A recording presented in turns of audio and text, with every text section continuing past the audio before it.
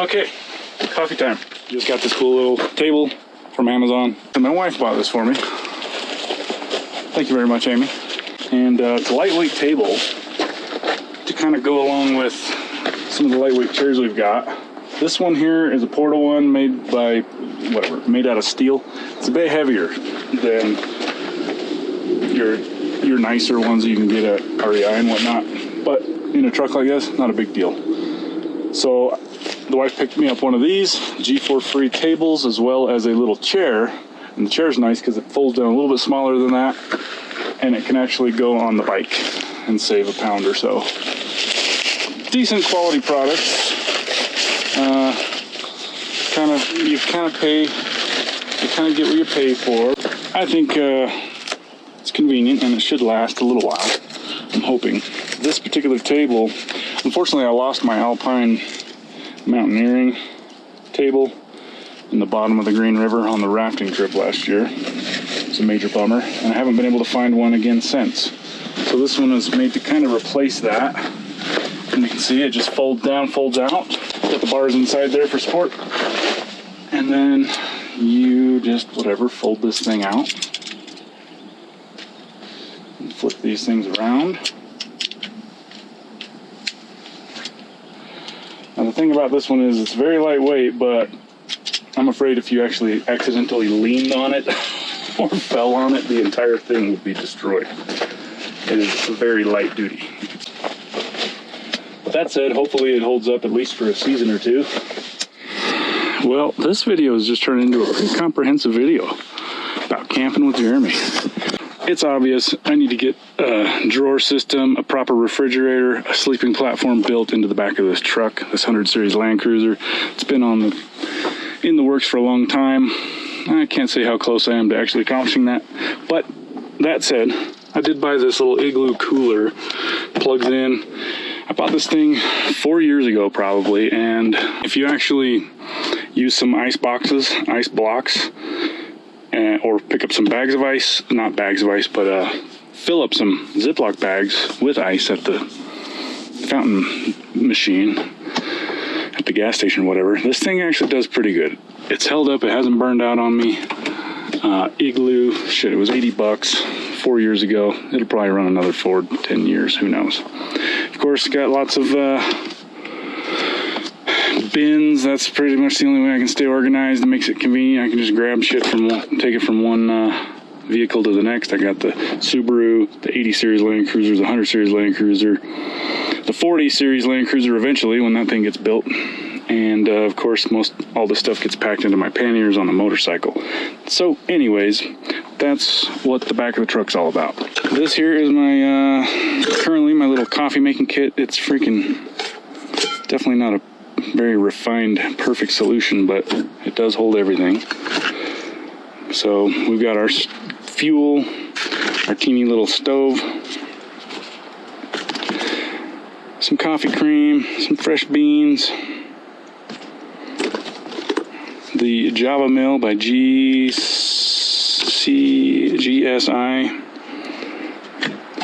and the GSI drip coffee. Let's make up a brew of coffee. Well, what we're doing here effectively is what you could call day camping. Do any of you guys go day camping? Maybe your schedule doesn't permit you to go spend the night, but hey, you can get out there and spend the day in the woods, huh? This particular day was kind of a bonus day. I had 24 hours off in between my day shifts and my night shifts, so taking advantage of it. You gotta live every single day like it might be your last. You just never know, right?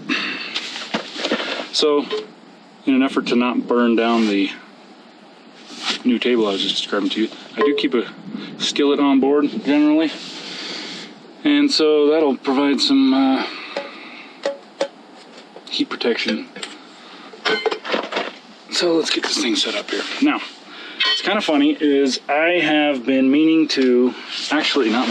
I have set up and done a review of these few little items. The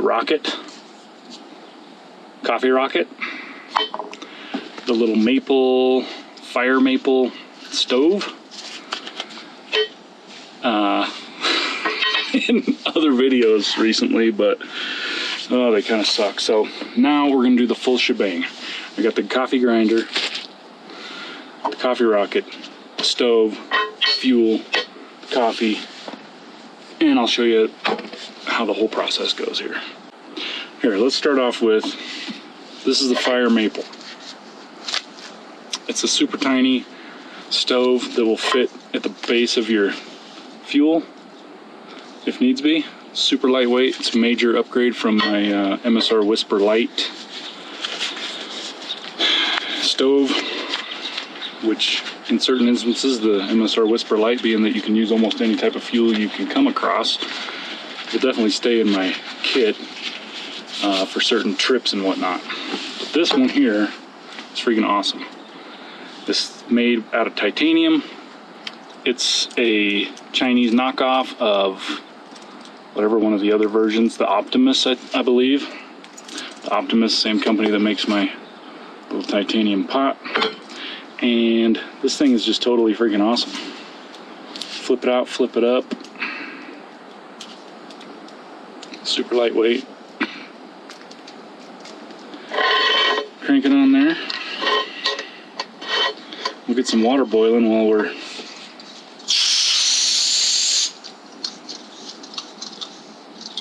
grinding up some beans. There you go, the up close view of it.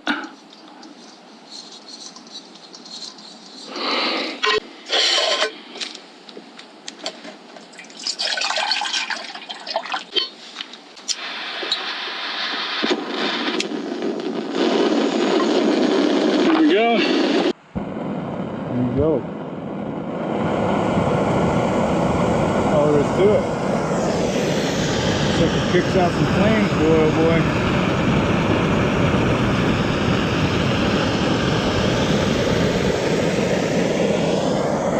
It's working pretty good. Those things get super hot. Remember to keep your handle up. So the Java mill, what do I think about that? It was what, 35 bucks maybe? I think it's about $35. So it's okay for $35. It works, it's kind of neat, it's kind of handy, it's pretty lightweight. I'm gonna set this water down here because it's kind of noisy. But it does the job. I would have been happy paying $29 for it. I guess for $39 it's okay, but I think the main one complaint I have is just that this handle feels like it's gonna break. It's made out of cast aluminum and just seems a little flimsy. It does the job, it works, but it's not my absolute favorite. So to use it, pop that thing off, keep a little hair tie wrapped around it to keep it together, switch this handle from there to there. There you go. That's all there is to it. You can travel around and in your backpack. Just go ahead and pack your coffee beans in there. Or not. I was surprised that the grinding area inside is actually made out of ceramic. So it should last, should hold up. It's not plastic. I thought it was going to be plastic. You've got your adjustment screw here so you can adjust the texture of your grinds. And pretty well made, I suppose, besides that handle situation. So pop the top off, nice big old bearing.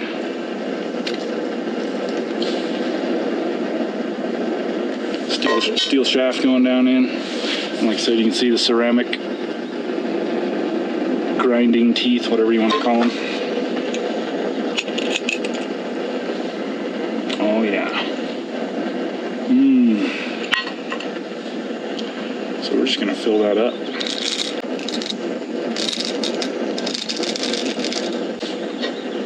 That's all there is to it. Fill it up, start grinding.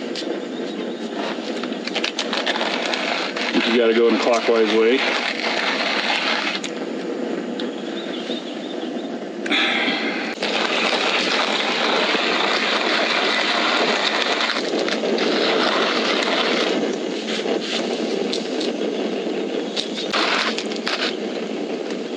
to work itself out on you. So be mindful of that.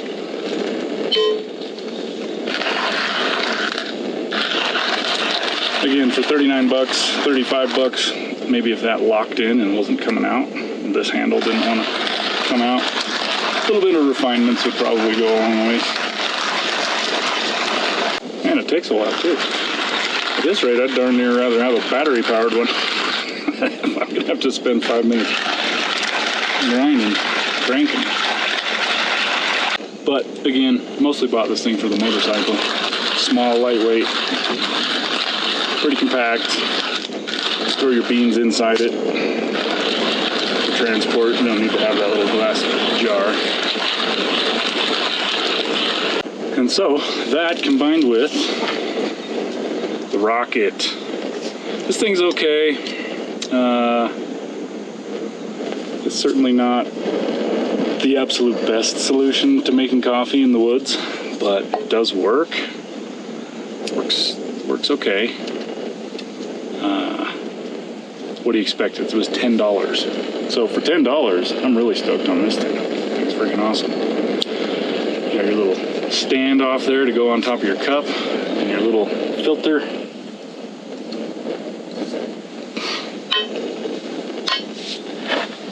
Dude.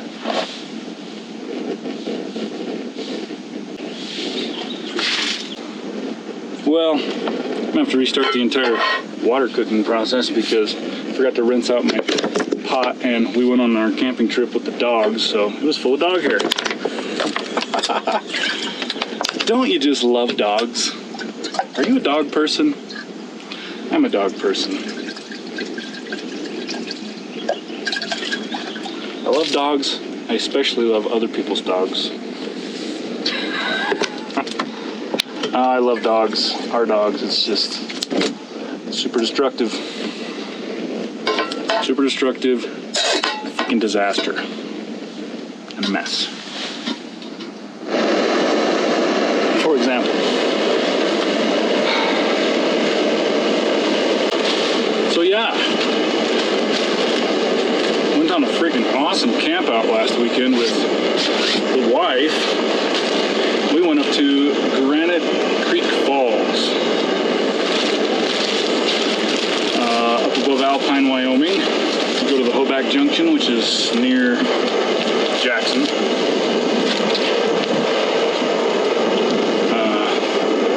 Instead of turning left to go north to Jackson, turn right and go southeast towards the Wind River Mountains. Ooh, some Philadelphia cream cheese. And man, that campground was totally freaking awesome. Hot spring up there. It wasn't very hot, but it was warm. It was nice. Nicely nestled in the woods up in the canyon there. And had a real nice time with the missus. Can't wait to do that again some more. So,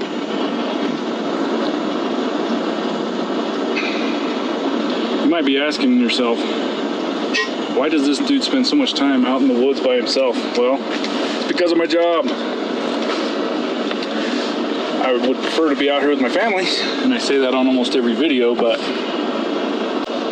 man, mixed berries, whipped cream cheese on a blueberry bagel. Oh my God, I'm in heaven.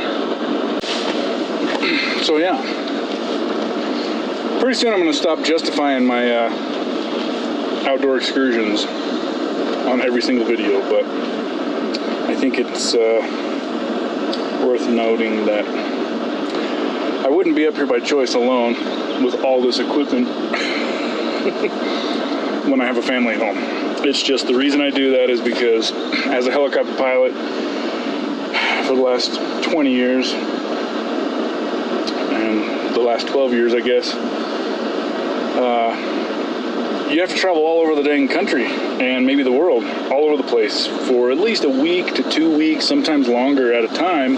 And so typically you end up traveling to areas that are really freaking awesome, and you're there traveling without your family. So it's just always been in my nature to try to make the very best out of every opportunity that I get, with the intention of, when I can and I have the means, to take the family back there. And a lot of times I get to do that. But anyway, a lot of these videos are just me out here by myself. And so on this last trip we did last weekend, it was incredible, man. We went up to that Granite Creek Falls, and I highly recommend it. There's a pretty big campground up there that's got 60 or more campsites, maybe more, and we found one that was primo, and the river comes right down through there, and you're just nestled into this back into this wide open canyon, and the forest there is phenomenal. And oh my god, my wife found that thing. She discovered it and wanted to take us there, and it was incredible. So it's a perfect place to base camp out of and do backpacking and hiking all up above in the canyons, all up above around the rim. And can't wait to get back up there. Okay, well, another audio failure. Where was I? Just getting ready to have some coffee. There's just enough of a breeze to carry the mosquitoes away. So, as for the rocket, shove your coffee grinds, obviously, right into the cup. There you go, just about full to the brim there. And just place your water funnel on there, put your cup on top.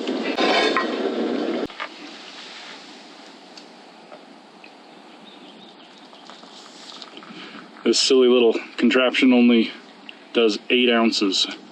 So if you want a full 12-ounce cup, you've got to keep an eye on it and top it back off. So on this trip we did, the Hoback Junction and the Granite Creek Falls was our first night, our first stop.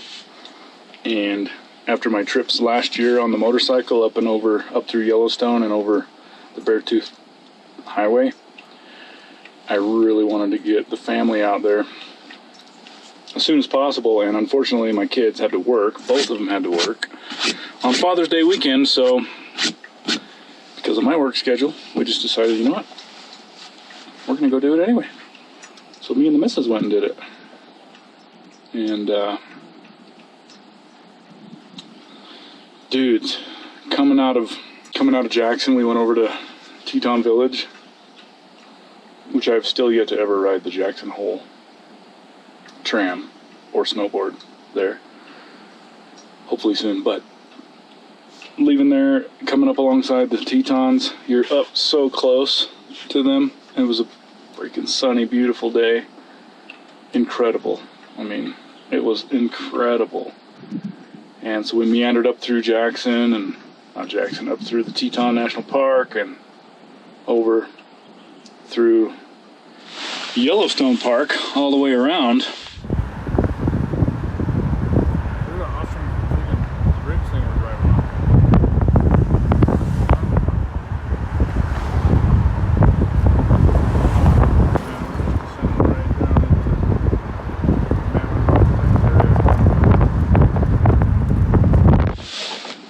And see how slow this can be. Depending on how finely you grind your beans, it can take a while. Went up into Yellowstone, made it all the way around. There was construction, so we had to go kind of the long way loop around. We ended up going past Mammoth Hot Springs, and then finally made it to the Northeast Gate. And man, we went up over the Beartooth Highway. It was an absolutely fantastic trip. And of course, when I'm with my wife, I don't do a whole lot of videoing, vlogging and whatnot, but it did take a lot of footage. And so what an incredible experience. We came out into Red Lodge. I poked down in there and showed her that little town. It's a kick-ass little, kind of a mining town. mining big city at the foothills, whatever. And then we meandered all the way down around to Cody, Wyoming. Stayed the night there at a hotel. And woke up, came in the east gate, and up through that Cowboy. The Cowboy, Cody, Wyoming's famous for. He's got a huge stadium there. Whatever the hell the Cowboy's name is. Wild Bill? No.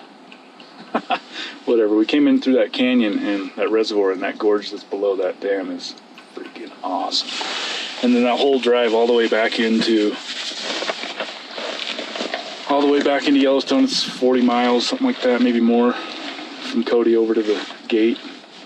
And at first it's kind of drab and boring and stuff, but man, once you get about halfway in there, that canyon opens up and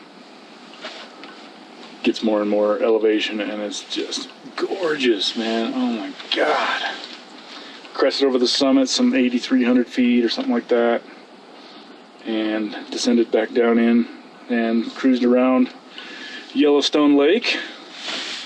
And the weather was getting a little rainy, partly cloudy and rainy.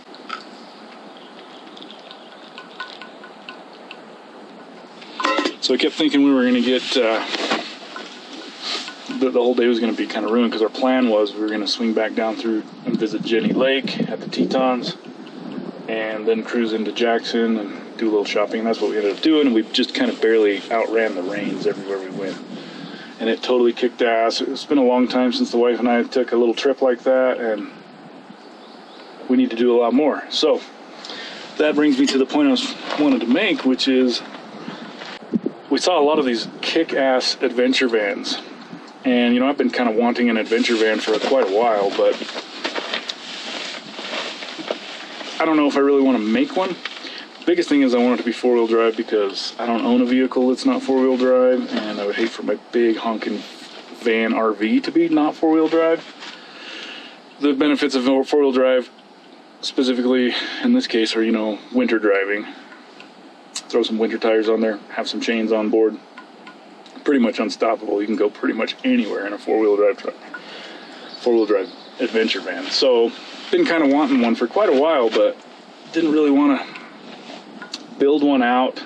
And the ones that are built out, they're not super standardized. They're all one-offs or small production runs. I mean, all these companies that are making them are freaking awesome, no doubt about it, but they're freaking expensive, man. We're talking 120 grand for a van. And so anyway, this year, cruising around Yellowstone, we saw probably 20 or 30 of these Winnebago Mercedes-Benz four-wheel drive Revel version of this the adventure van. And man, every one of them caught my eye. All the colors are super rad. And with every one of them I saw, man, I was like, oh God, I need one of those. And so got home, started thinking a lot about it, got home, doing more and more research about it, and they're just expensive.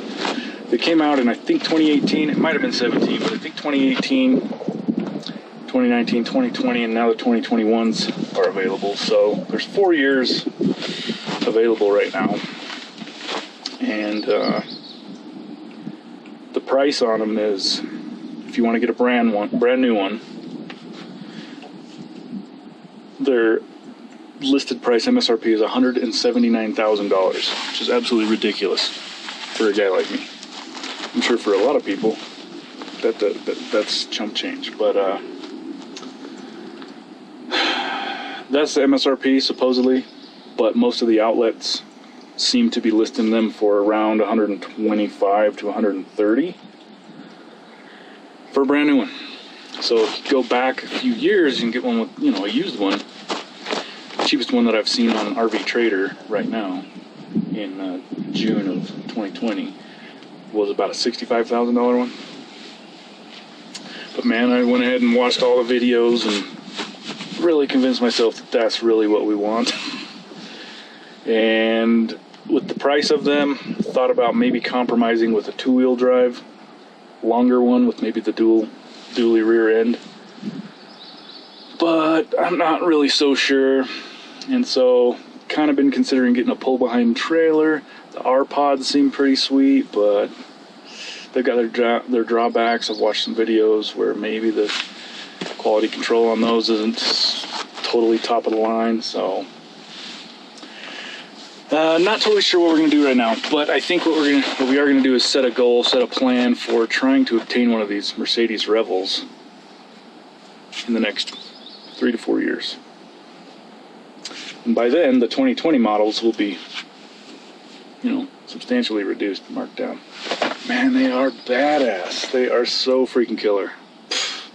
So killer. So, in debating whether we should get a tow-behind trailer, get a full RV, or whatever, today I'm kind of reached the conclusion that with the Land Cruiser we have here, with all of what money we've put into it, and pretty much how reliable it is, and how comfortable it is, I'm probably going to go ahead and get a pull-behind RV trailer.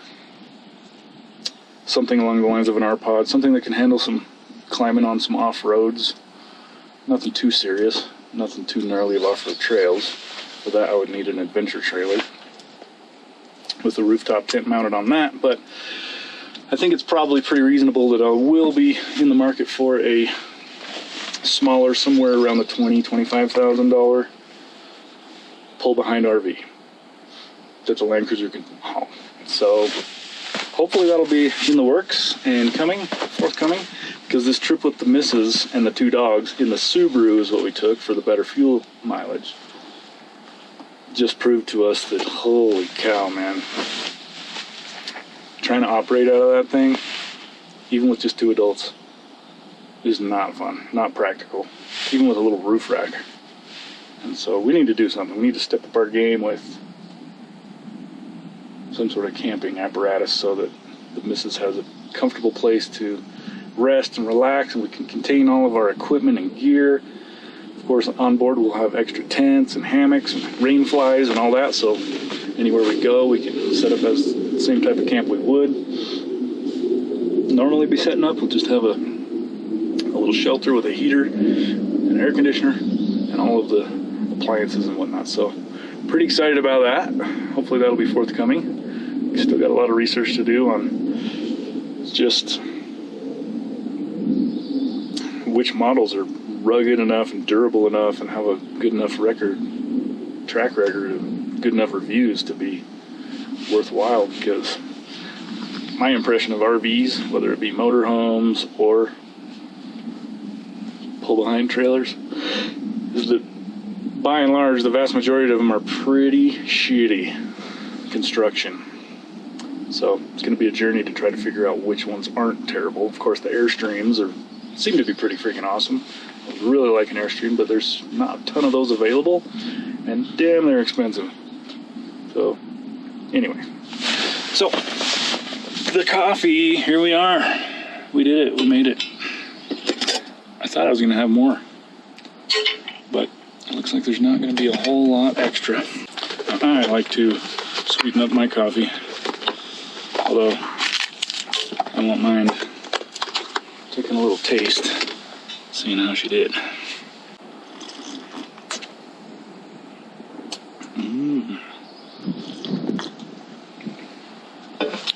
The thing about black coffee is freshly ground black coffee, that's drinkable. You bet. Black coffee from the gas station, terrible, right? Terrible. You gotta sweeten that stuff up. No doubt about it. No doubt about it.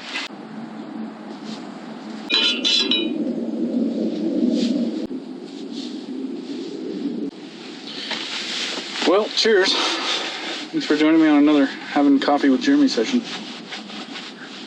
Wish we could like dialogue and actually have a conversation, but I do read all the comments, so leave a comment below.